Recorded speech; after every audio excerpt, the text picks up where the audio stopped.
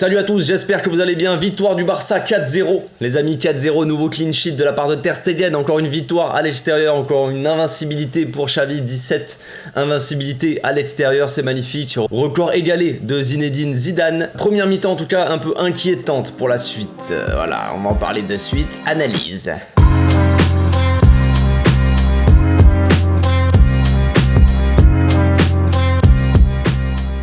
Au passage, n'hésitez pas à vous abonner, liker et commenter. C'est le meilleur moyen de me soutenir et ça fera plaisir à tonton.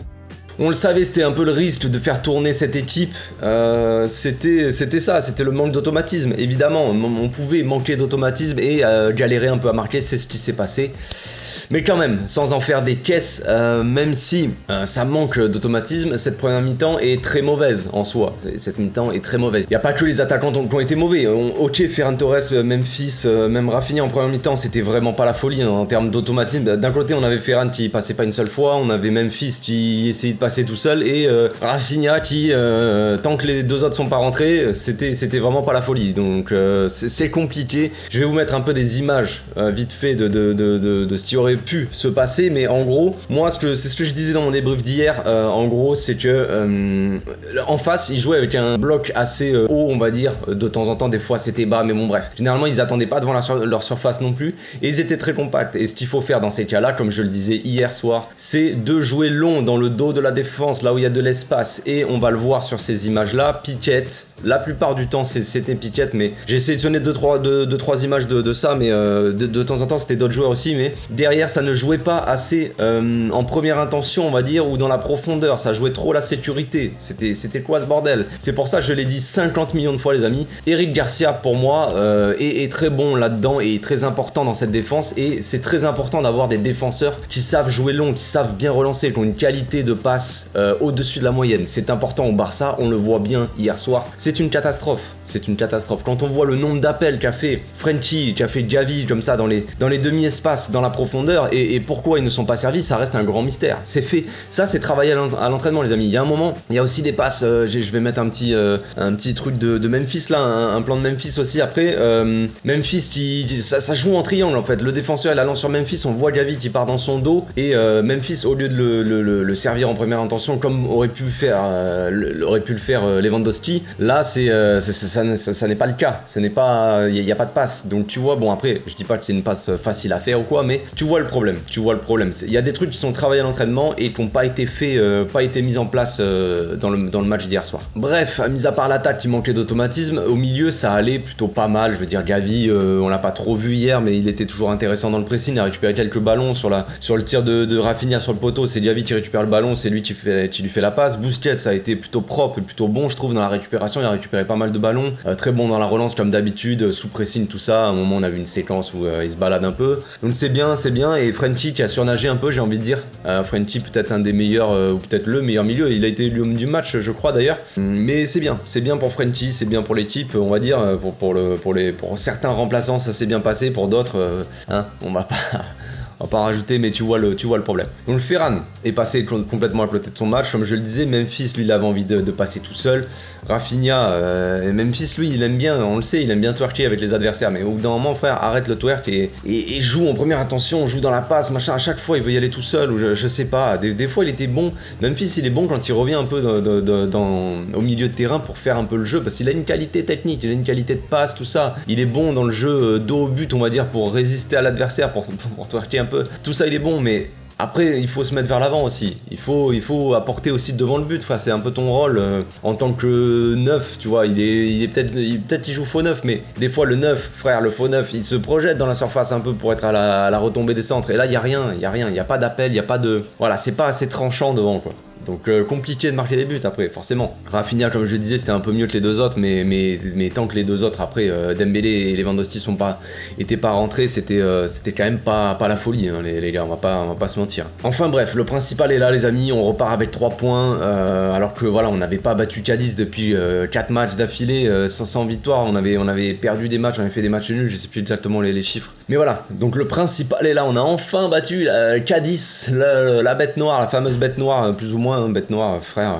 Bon, enfin bref, en tout cas, on les a battus. C'était apparemment difficile de battre cette équipe pour nous dans ces dernières années. C'est enfin fait. Voilà, donc on voit la différence avec la saison dernière aussi, même contre des équipes où on a du mal, on a quand même des solutions. Là, on a eu du mal avec des joueurs de rotation, on va dire. On a fait rentrer les titulaires et très vite, on a compris, on a vu la différence. Donc on va passer maintenant à l'analyse des buts. Sur le premier but, Araujo a le ballon sur la droite. On voit Bellerin placé assez haut et à l'intérieur, comme ce qu'on avait vu un peu avec Roberto mercredi. Rafinha colle la ligne à droite comme souvent. Gavi, lui, il est dans le demi-espace comme souvent aussi. On voit bien, comme je le disais dans le débrief à chaud hier soir, que leur équipe est très compacte. Voilà, là on voit la ligne des 4 défenseurs, on voit la ligne des 4 milieux et des 2 attaquants. Tout le monde joue assez haut. Ce qui est intéressant là-dedans, mais je sais pas si c'est travaillé vraiment, c'est que Bellerin, lui, il est placé haut. Ce qui fait que quand il va faire l'appel dans les pieds de Rafinha, il va amener avec lui les 2 joueurs qui le marquaient, plus ou moins, et qui marquaient aussi Gavi.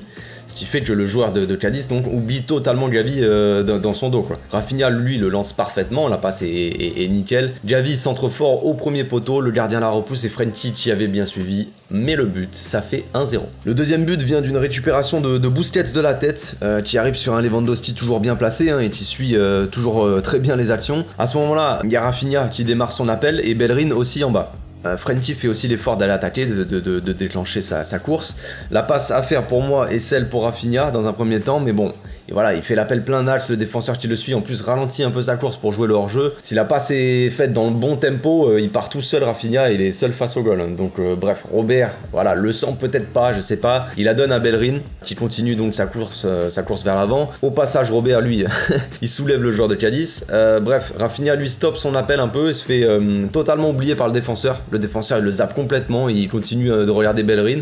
Rafinha il repart dans son dos pleine balle, j'ai envie de dire. Donc pour le coup c'est assez mal défendu. Donc Rafinha voilà, comme j'ai dit, qui redémarre sa course dans le dos du défenseur et Bellerin donc le sert parfaitement. On voit Robert qui remet un petit coup de gaz quand même, qui résiste un peu au joueur de Cadiz aussi, qui essaie de le bloquer. Rafinha la remet dans l'axe, un peu la copie conforme au final du premier but d'ailleurs. Frenkie peut pas faire grand chose entre les 2 défenseurs qui taclent et le gardien qui plonge, c'est un peu compliqué, mais coup de chance on va dire pour Robert qui se jette comme un mort de faim sur la balle pour la mettre au fond. Ça fait 2-0. Le troisième but vient d'une récupération de Busquets encore après un centre contré par Araujo. Sergio donc voit Dembélé qui retrouve de notre surface à la surface adverse en juste 2 passes, et en 3 passes on met le troisième but, clair et net. Le quatrième but est un peu comme le troisième, hein, ça part d'une relance de Ter Stegen après un corner adverse, une relance assez rapide de Ter Stegen. Lewandowski attend le dernier moment pour lancer Dembélé qui a le champ libre on va dire. Lewandowski continue sa course de taré dans l'axe. Il voulait son doublé le Robert, comprenez-le, il a accéléré. Donc en dessous lui est seul aussi au second poteau, il fait l'appel, mais Dembélé se la joue un peu solo. Il avait aussi envie de participer à la fête je pense, si je puis dire, on va appeler ça une fête. Donc il se joue un peu de la défense avec son crochet, voilà, il finit par une frappe placée qui va sur le poteau, qui rentre, ça fait 4-0. Donc voilà, on commence avec un match compliqué, une première mi-temps assez pauvre en termes de football, hein, franchement assez c'était bien triste. On finit donc la première mi-temps les amis, on a 0-0. Première mi-temps, c'est à l'image de la saison dernière ou des derniers matchs contre Cadiz. La deuxième mi-temps, c'est à l'image, on va dire, de notre saison actuellement, tu vois. Donc c'est un peu le renouveau. Encore un 4-0, encore une chavinetta. Donc c'est bien pour le moral, c'est bien pour les joueurs, pour la confiance pour certains joueurs. En gros, moi, ce qui me fait un peu, ça me fait pas trop plaisir, mais voilà, c'est que on a des joueurs qui sont toujours en confiance, qui rentrent, qui mettent encore des buts comme Ansu Fati, Lewandowski, Dembélé, voilà. C'est des mecs qui arrivent à se mettre en confiance comme ça, et à côté t'as un Memphis et un Ferran Torres qui je me demande si ça va pas encore être pire pour eux au niveau de la confiance, tu vois, parce que franchement avec le match qu'ils ont sorti c'est compliqué. Donc on va passer maintenant aux questions-réponses sur Instagram les amis. Vous avez été nombreux à me poser des questions, j'ai fait une petite sélection spéciale. J'ai sélectionné pas mal de questions sur Ferran Torres quand même. Je me suis dit allez vas-y, on va sélectionner des questions sur Ferran qui étaient pertinentes on va dire, parce que après c'est juste pour cracher sur le joueur, moi je trouve pas ça intéressant. C'est pas une question de Ferran les gars, c'est une question de tous les joueurs, tu vois. Si tu me dis c'est une question pertinente derrière, moi je vais aller essayer de trouver d'avoir une réflexion derrière, mais si c'est juste pour dire ce joueur est nul, tu veux que je te dise quoi frère, moi c'est pas je n'ai rien à dire là-dessus. Donc bref, on va commencer par une petite question sympathique de Rémi Polak, le chacal. Yo mon Kawa, tu penses qu'il faut que Ferran fasse une teinture blonde comme Roberto? Donc j'ai trouvé ça une petite question comme ça pour démarrer, pour détendre l'atmosphère. Et oui, et si c'était pas le problème, ou la solution en tout cas au problème, est-ce que Ferran Torres ne devrait pas faire une belle teinture blonde comme Roberto, comme Messi à l'époque quand il avait, je crois qu'il avait perdu la Coupe du Monde, je crois que c'était en revenant de Coupe du Monde, il avait tout changé dans sa vie. Il avait décidé de faire une teinture blonde, je ne sais pas, et voilà, on le sentait renaître. Alors pourquoi pas? Pourquoi pas Ferran Torres, une petite teinture blonde avec les sourcils blonds aussi. Et là, on est reparti sur un Lionel Messi, je sais pas. Non, enfin bref, je ne sais pas. Question marrante, réponse, voilà, c'était pas au sérieux, mais c'est pour commencer les questions-réponses en totale détente, tu m'as compris. Ensuite, une question de Keita qui dit: Salut Café, peut-on compter sur Memphis et Ferran dans les gros matchs en cas d'absence de Lewandowski et Dembouz? Salut frérot, dans les gros matchs, non. Absolument pas. Après, il y a eu des nuances à apporter. J'ai des nuances quand même à apporter. Effectivement, ces joueurs, les deux, ensemble, Ferran Torres et Memphis Depay, dans les gros matchs ou même dans les petits matchs, comme on l'a vu hier, c'est pas la folie. C'est clairement pas la folie. Après, comme je l'ai déjà dit, les deux ne sont pas en forme. C'est pas pour défendre, voilà, on va me dire, tu défends Ferran Torres, machin. Non. Je parle clairement de la situation. Enfin, on le voit bien. Ferran Torres et Memphis, les deux, ne sont pas en forme. Hier, ils ont sorti un match moisi, comme on dit, pété, genre je ne sais pas. Donc les deux étaient nuls en fait. Donc les deux sont en manque de confiance, en manque de forme, en manque de tout, frère. Il y a rien qui se passe. On va me dire Ferran même la saison dernière, mais soyons objectifs un minimum. Ces mecs-là savent jouer au foot, je veux dire. Contre Cadiz, frère. Ok, c'est notre bête noire, mais frère, c'est Cadiz. Je veux pas manquer de respect à Cadiz, mais frère, ils sont derniers. Ils ont pas mis un but. Ils se sont fait torcher par tout le monde et nous, on n'arrive pas à marquer contre eux. Et Memphis et Ferran, ils savent rien faire contre eux. Non, c'est pas normal, tu vois, c'est pas normal. Je veux dire, Memphis, les amis, avec sa sélection, le mec enchaîne but sur but. Chaque match, il marque des buts, il est meilleur buteur de sa sélection bientôt, ou alors il a déjà dépassé, je sais plus s'il a battu le record, mais le mec est meilleur buteur, en tout cas avec sa sélection, plus ou moins. Ferran Torres, avec cette sélection, c'est jamais catastrophique. Des fois, il marque des buts, il fait des passes décisives, mais il apporte toujours quelque chose à l'équipe. Et là, au Barça, je sais que ça joue pas pareil, mais frère, ils apportent rien du tout. Donc c'est qu'il y a quand même un minimum de manque de confiance, un manque de rythme, un manque de beaucoup de choses, mais c'est flagrant quoi, c'est flagrant. Donc évidemment on en attend plus d'eux et évidemment en fait les deux ne peuvent pas jouer, enfin on l'a bien vu hier soir, ça va être compliqué, il faut que on fasse pas autant tourner. Voilà, il y avait un abonné qui m'avait dit faut pas enlever plus de 2 joueurs dans l'attaque et je suis finalement plutôt d'accord avec lui puisque c'est ce qu'on voit hier, Il faut faire petit à petit, tu peux mettre Ferran, tu peux mettre Memphis et tout ça, mais tu peux pas mettre une attaque totalement comme ça. Ça manque d'automatisme en plus de ça. En plus que les mecs, ils ont pas de rythme parce que Memphis aussi c'est pareil, il a pas joué beaucoup de minutes, je crois. Il avait joué 15 minutes avant ce match-là.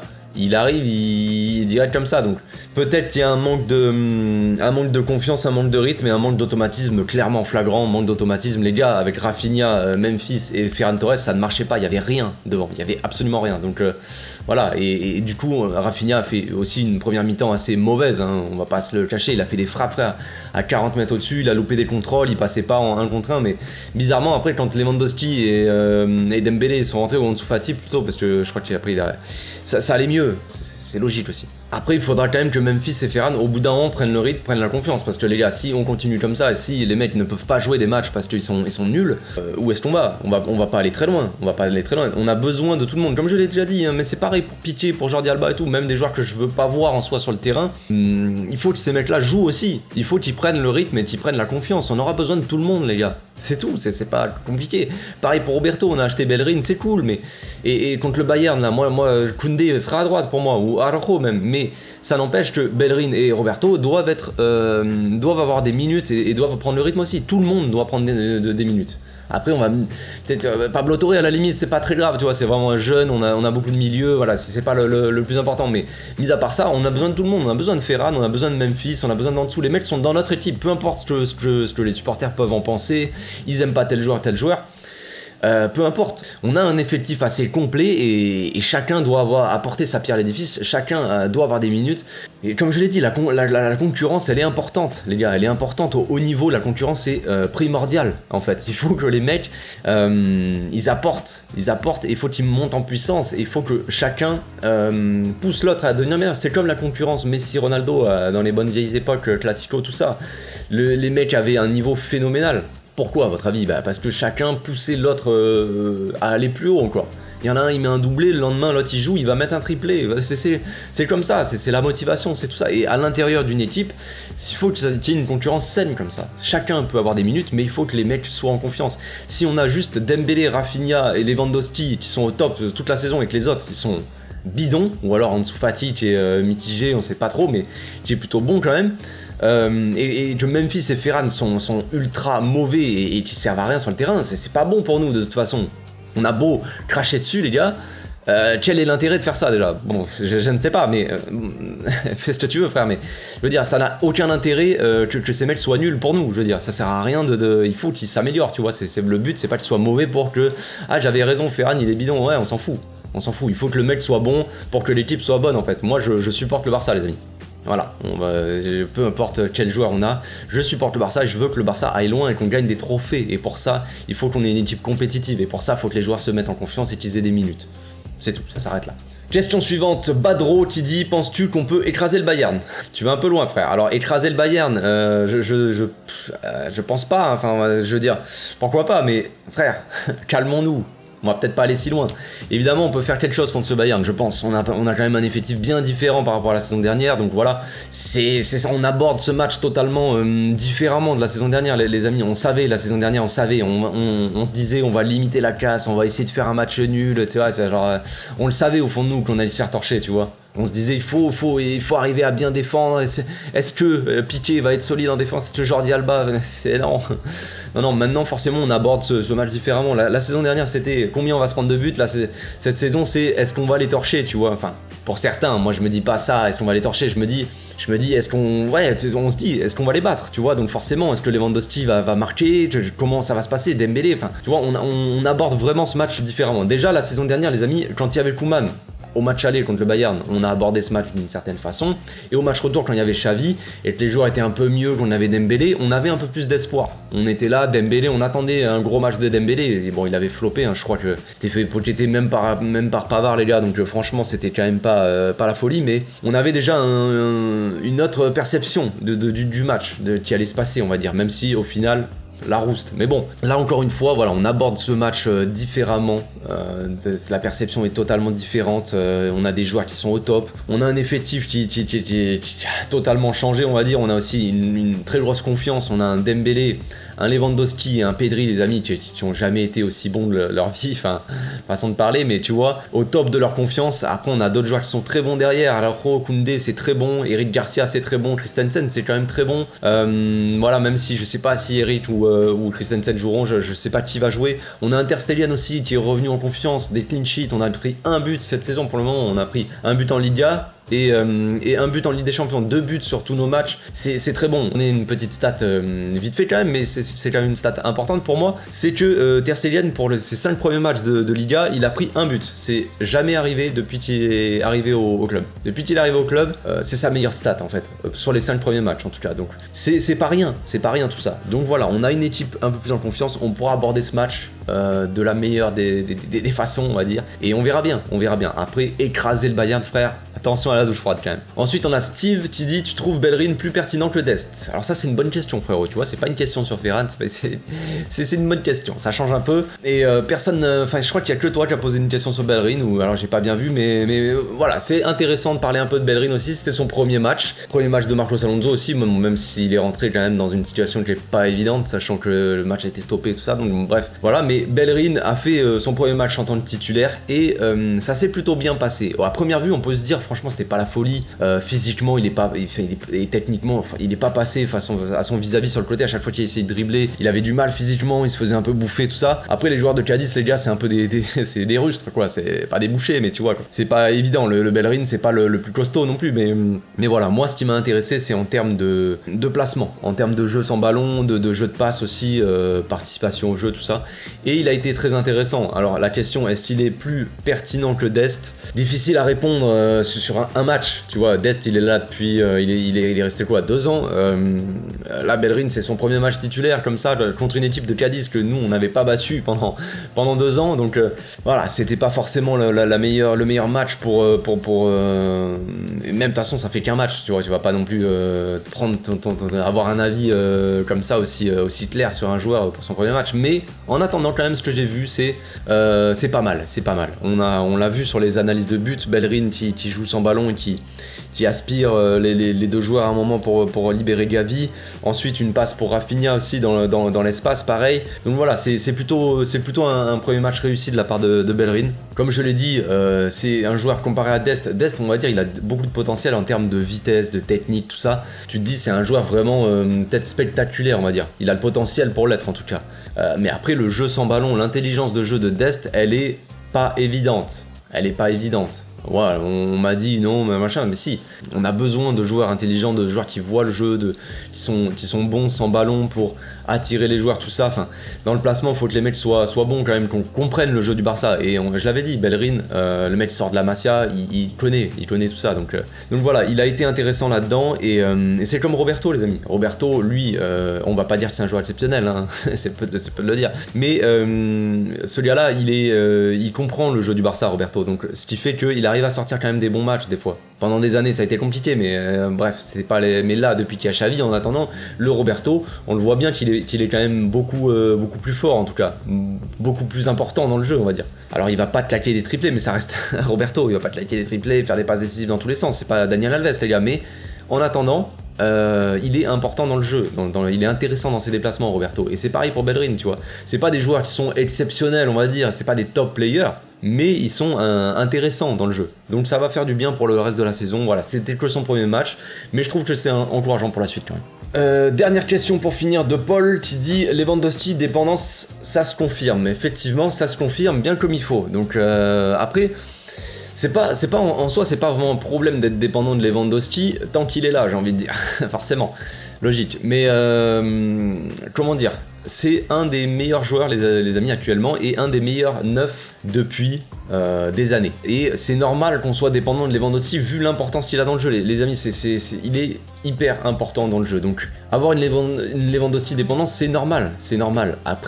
Après, comme je disais tout à l'heure, de changer 2 joueurs sur 3 en attaque, c'est compliqué, c'est pas évident, il y a un manque criant d'automatisme. Donc là, ce qu'il va falloir faire, c'est à chaque fois enlever un joueur. On peut, à mon avis, les amis, quand même, il y a une Lewandowski dépendance, ok, mais si on enlève Lewandowski et qu'à côté, on a un Rafinha ou un Dembélé, je pense que ça devrait aller, tu vois. Si à côté, on a un Ansu Fati, même Memphis, ou alors Ferran limite en faux neuf, et Dembélé à droite, ça peut le faire aussi, je pense. Si on a un Ferran à gauche, un Lewandowski dans l'axe, et un Dembélé à droite ou un Rafinha, ça peut le faire aussi, tu vois. Mais c'est ça, c'est que là on avait trop de changements et trop de joueurs qui étaient pas en forme, qui étaient pas en confiance, j'en sais rien, mais ça manquait tellement d'automatisme, c'était vraiment pas beau à voir, je veux dire. Et surtout contre une équipe comme ça qui est très regroupée, qui est très compacte, il faut que les mecs soient bons dans les petits espaces, et contre ce genre d'équipe là, il faut énormément d'automatisme. C'est logique. Si t'as pas d'automatisme, quand les mecs sont très compacts et que tu dois jouer dans les petits espaces, compliqué. C'est pareil pour les appels. Pour les appels, si t'as pas les automatismes de jouer long quand t'as tes milieux qui font des appels, tu les trouves jamais et du coup c'est compliqué après. Donc c'est pareil, voilà. C'est ce match-là, cette première mi-temps-là, c'était vraiment un manque criant d'automatisme, comme je l'ai déjà dit 50 fois dans cette vidéo. Mais voilà, après Lewandowski dépendance, c'est clair. C'est clair que oui, mais on a une Dembélé dépendance, on a une Pedri dépendance aussi au milieu. Même si hier ça s'est pas trop vu parce que l'équipe en face était quand même assez faible. Mais voilà, c'est normal, c'est des joueurs exceptionnels et on a forcément besoin d'eux sur le terrain. En soi, les gars, avant les premiers changements, on a mis un but. Donc concrètement, si on n'avait pas fait de changement, peut-être qu'on serait resté à 1-0. On a eu énormément de mal, ça c'est clair. Mais avec la compo qu'on a eu hier, on menait 1-0 avant les changements. Ensuite, on a vu la différence quand même. Il y a eu les changements et là on a déroulé. Mais après les 2 derniers buts, les gars, quand même, c'était retour de match. Les mecs étaient plus dans le match. Je veux dire, on va pas prendre ça en compte. Moi, je ne prendrais pas vraiment ça en compte. Mais on est dépendant de Lewandowski, mais comme je l'ai dit, voilà, si on arrive à faire tourner un petit peu, on peut enlever Lewandowski. Moi je vous dis, hein, la saison va être longue les amis, et au bout d'un moment il va falloir que Ferran et Memphis ils se réveillent, parce qu'on aura besoin de tout le monde, comme je l'ai dit tout à l'heure. Va falloir qu'ils répondent présents, parce que sinon ça va être compliqué, et si on n'a pas tout le monde qui est performant, ça va être très très compliqué d'aller très loin cette saison dans toutes les compétitions, tout simplement. Voilà, c'est tout pour aujourd'hui, j'espère que ma vidéo vous a plu. On se retrouve bientôt, sûrement demain pour l'avant-match, ou alors je sais pas si je sortirai demain ou mardi. Avant-match contre le Bayern, faut que je regarde pas mal d'images contre le Bayern, là faut que je travaille la tactique les amis, je vais me concentrer là-dessus. Donc voilà, on se laisse ici. D'ici là, portez-vous bien, passez une très bonne journée les amis, et à bientôt. Ciao.